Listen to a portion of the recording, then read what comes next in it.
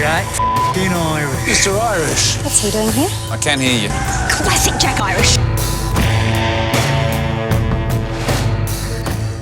One of the things that I really enjoy about this season and did enjoy about reading the scripts is the way in which it kind of comes back to the beginning, the way in which Jack is forced really to go back into the trauma and the drama of having lost his wife. I'm calling the police. No, don't, mate, don't. That's the last thing you need. I'll deal with it. Which really, when you look at the whole set of films and series, is kind of what he's trying to keep at bay. I do love you, you know. Which, you know, informs a whole lot of character choices and, you know, behaviours, etc. So, in a way, being forced for Jack to actually have to face up to that stuff has enabled me as an actor to find, you know, not necessarily new elements, but expose elements in Jack's behaviour that he'd been, you know, trying to fend off. Dad! Oh, hey, mate. Jack has a child now. We learn through the series how that occurred. We know how children occur, but we know the decision or lack of decision behind it. And that in itself is, I mean, also personally for me, because I have a child now. So, you know, that adds another layer to, I think, the Jack that has always been fending off responsibility and fending off life. I don't have the iPad, but he'll be fine. I don't have time to babysit. It's not called babysitting when you're his father.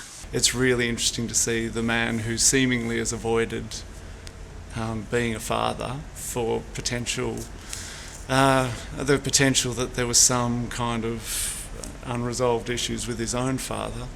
I thought it was really great to bring him face to face with that challenge. What's your greatest fear, Jack? What's really clever, I'm constantly amazed at how clever our writers have been, is that they've retrofitted a story into that. Because the story that we're doing now, even though it works perfectly around what that original story was, it didn't exist back then. They've just created it and made it work, and it's beautiful. It's really touching, and it therefore feels like a much more emotional story for Jack, rather than Jack. And not that he's just ever in sort of physically dire scenarios, but I mean, a couple of the series, I just spend the entire time getting beaten up by this baddie or that baddie, you know. Whereas this, Jack's sort of untouched through this, but he's really wading through a minefield of emotional, you know, it's an emotional quagmire. I guess I'm just not sure about you, Jack. You're not sure about me? I'm not sure you're coping. I can look after my own son. Well, he's not great in the beginning. You know, he's not a great parent in the beginning.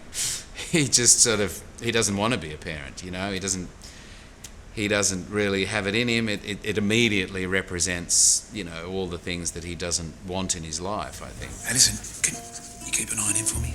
Oh, well, I'd love to, Jack. I mean, I'm great with kids, but I can't risk my liquor licence. Yeah. Or my marriage. Being tied down, losing control, having to be responsible, having to be consistent. You know, even though there are sort of, you know, elements that are almost ritualistic in Jack's life, they're small and they're, you know, they don't require a lot of effort.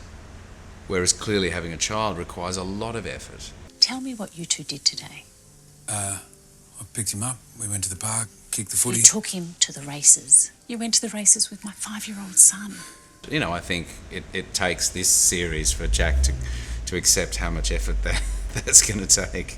Jack, do you have a child seat? You know, when you look back through all the series, Jack is just constantly challenged and never really wants to face any of those challenges. To be honest, I'd actually prefer you didn't come until Sammy settles in. You don't think you might miss me? You frighten him. And I think in this series, you start to see him, without him becoming, you know, kind of boring, you just start to see him go, okay, all right, it's time.